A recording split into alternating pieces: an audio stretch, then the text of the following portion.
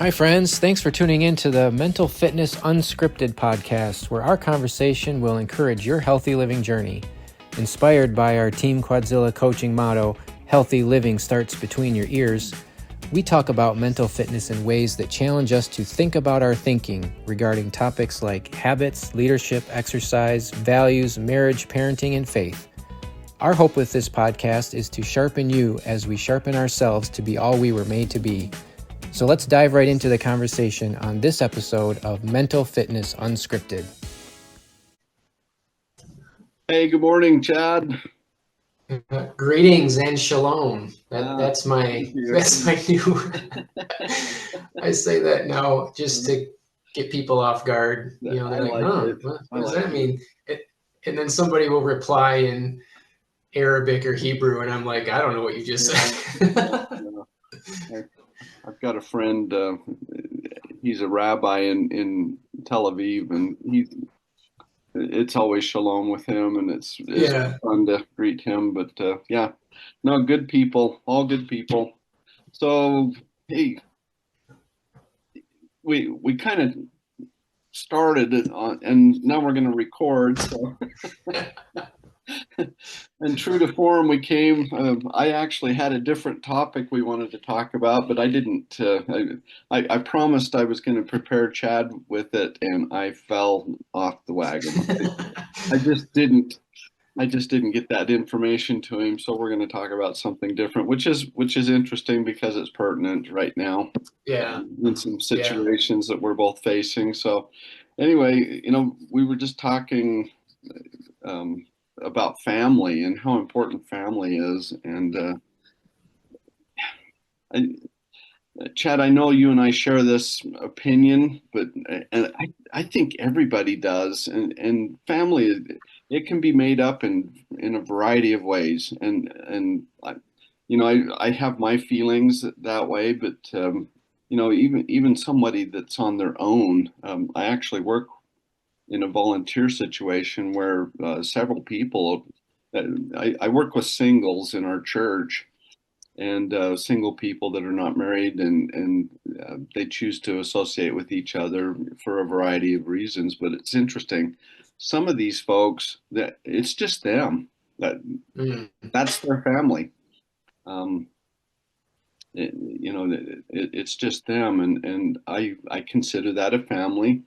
But also they can find support and camaraderie and society and that family feeling inside of the groups that we've been able to put together in our church. So family, it can be extended, it can be close, it can be, I consider you a brother, so So anyway, family can be structured different ways, and I'm not here to judge anybody by that because I've even got someone close to me that the family structure was just really at risk, and as a result, there's some things that they're having to deal with. So anyway, family. All starts with mom and dad. I heard somebody yesterday. Who was it? Oh, I can't remember. Anyway, he said, it's interesting. Everybody starts with the mom and dad. That's the only way this works. Yeah. Whether they're married or not, that's not what I'm saying. Is everybody's going to have a mom and dad? Yeah. That's true. In some form. So anyway. Yeah. Well, I mean, family, we talked about this before, but words matter. They do. And we live in a time where terms are defined. Definitions, yep. Kind of willy-nilly in a lot of cases. It's so. Yeah, we try and conform the definition so it fits us. Anyway, go ahead. That's exactly what we're talking about. Is terms are being defined according to how it suits us instead of what it actually is. And I don't mean to get into a big debate or an argument about the different definitions of family, because I agree with you that family can look different. I think about church family. We talk about that a lot at our Exactly. church, is that in that this is our church family, and we are to love and to take care of each other and support each other and all of that, even though we're not related by blood. That can still be family. Um, so, I get that.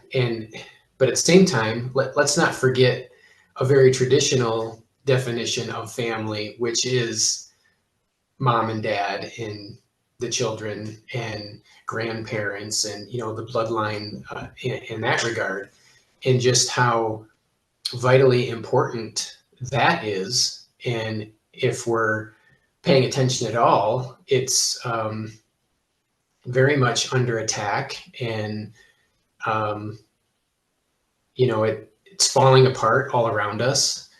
We see it everywhere, and there's divorces run rampant, whether you're in the church or not. Regardless of your convictions or moral upbringing, it just doesn't seem to matter anymore. It just, divorce is everywhere, and marriage is really hard, and kids are growing up without both of their parents, and there's great consequences to that. And you don't have to look very far to see statistics about what happens when you don't have both of the parents involved, and on and on and on. It's just, family is a big deal, and we probably should be talking about it more, about how we can be encouraging family and supporting that. So, I mean, Totally. Well, I honestly, that's one of our missions. My wife and I is to help people support and build strong families. And of mm, course, that comes down to the individual. I have to be my best me to be, whatever role I'm playing in that family. Uh, yeah, so I have to be my best me. yeah, yeah. That's true. I like that, and I'll say too that um, we live in a time where it would appear, very generally speaking, across culture, that we are looking to others, to somebody else, to take care of us. And in a lot of regard, that ends up being the government. Church, And assistants, or yeah. Hmm. yeah, and we expect the school or the government or whatever to take care of us or take care of our kids or whatever, and not being very responsible, perhaps, or as responsible as maybe we should be about those critical roles. And yeah, I just think that deserves attention. What are we? What are our obligations, and what should we really be doing in that for family? Well, you bring up a really interesting point because if we give that away, we give that responsibility away of being a good person or building a good family or supporting. If somebody's going to take care of me, all of a sudden I have given away all my power. I've abdicated Yeah, my creativity. I've abdicated my influence. I've given that away, and responsibility is huge. I mean, that duty of taking care of someone. You know, I know that you've had problems in the past, and of course we're remote. If I were there, I would come to your F3. Here's a plug for F3. But anyway, I'd come to your F3 event and support you, and plus you're a friend, and like I say, you've become family to me over our experience here. But I have to accept that responsibility and not give it to somebody else. Well, Chad's pastor will take care of him, or yeah, my responsibility is to do what I can. So I'm remote. I do what I can. We have this visit every week, and I so appreciate that, and I appreciate you and what you've given to me and poured into me. But at the same time, how do I put this? We have to accept the responsibility and the duty that we have a role to fill. at, Yeah. at whatever level it is. Now, I may not have the resources, I may not have the proximity, I may not, whatever it is, I have to fulfill that duty and that responsibility of taking care of those, around me, Yeah. family or otherwise. I mean, to abdicate that to, and I'm not anti-government by any means, but to give that away to an entity that has no feeling, um, Yeah. that doesn't improve me. It doesn't improve you. And don't you find as you give service, I know through your F3, through your church experience, through your family, other places, you've been able to serve others. Don't you feel that that just absolutely builds you as a Oh person? my gosh. I mean, Yes. it's almost exponential. Oh man, I've got to go help this guy do his yard. I can see that he's hurt or whatever, and his lawnmower's broken or whatever, and you go over and you do that, and yes, you gave to them, but you come home and you're so much. I Hmm. it's almost the 10 times factor. I come home and it's like, man, I'm glad I did that because, Yeah. and it's not an ego thing. It's not like I'm going to throw it up on a billboard and say, hey, I helped my neighbor with the lawn.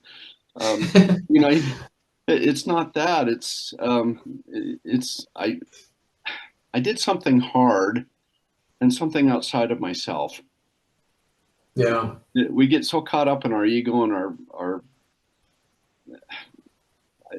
yeah. Anyway, we get so selfish. It's so funny. We're just thinking about ourselves all the time, and I find it's so much more building after I come home after doing something like that. It's like, wow, okay, Yeah. I'm the one who benefited. Absolutely. Oh man, I'm really glad you said that. And uh, while it might sound like a great tangent or rabbit trail from the topic of family, I think it absolutely applies because so much of the responsibility part that we have to family is um, inconvenient. I was just studying this morning that, you know, the line was compassion overrides convenience. And in family, um, oftentimes that can happen where we need to serve or sacrifice and we don't want to, or we don't feel like it, or it's really hard, or it's inconvenient because we're so much, like you said, with our pride and selfishness, bent on protecting our margin, our comfort, and all of these things. But the reward for doing so is exponential. I agree 100%, and that's super convicting to me because I can get into headspaces where I feel like, you know, it's my turn or I deserve or what about me? And it just never, that's not how it works. No, it It's in isn't. the giving and the serving that you find that great joy and kind of fulfillment for life. And I'll also say that um, I think any real change in families and communities in our state and nation and world starts at home and with that personal Absolutely. responsibility. And we can't be looking to somebody else or someone way up the food chain, so to speak, to do those things. It has to start at home. Absolutely. And and it's in that giving and sacrifice and sharing. And so, yeah, I totally get that. Well, and I'm not trying to condemn the government again. I really feel like government Right, fair. and Yep. entities have their place. I mean, we need them, and they have Yep. their place. But for a school to teach my kids characteristics and values that I want will never happen. They just can't. Yeah. There's not the capacity there for them to do that. Their job is to provide education, those types of things. But for me to teach characteristics and values has to happen in my home. Right. That's where that has to happen, and rightly so, because my wife and I, we can decide what those are. They may be very different for you and your family. More than likely, they'll be corresponding because every family wants to be successful. They want their children to prosper. When you boil everything out of it, I think all of us can agree that we want a better life. Okay. Yeah. Now it comes down to the definition of, and here we come full circle again. What's my definition of a great life may be totally different than your definition of a great life. And so to give that to an entity to provide the values and the systems and the characteristics for the individual to have a good life, the school, the government, a welfare, a nonprofit, or they can't do that. They just don't have that capacity. Right. It's just not there. That's where mom and dad, or whatever the structure is at home, that's where that has to take place, is in the home. And right. so here's my argument, is that the home is the finest, absolutely the finest university ever. Yeah, I like that. It absolutely is. Now here again, I have higher level degrees in college, and Yeah. okay, I'm all for education, formal education, but I think the formal education happens at home. I agree, 100%, 100%. Man, I have so much rolling around in my head that we could talk about in this related to family and marriage and whatever. So let's do part 2 next week. I know you need to so. Yeah, let's do that. Today's a little bit short. I gotta run to another appointment, but man, this is a great conversation and a kickoff to a topic that deserves some more attention. I think so. Yeah, family's so important, and it's just the support of the individual and the individual supporting that fabric of the family.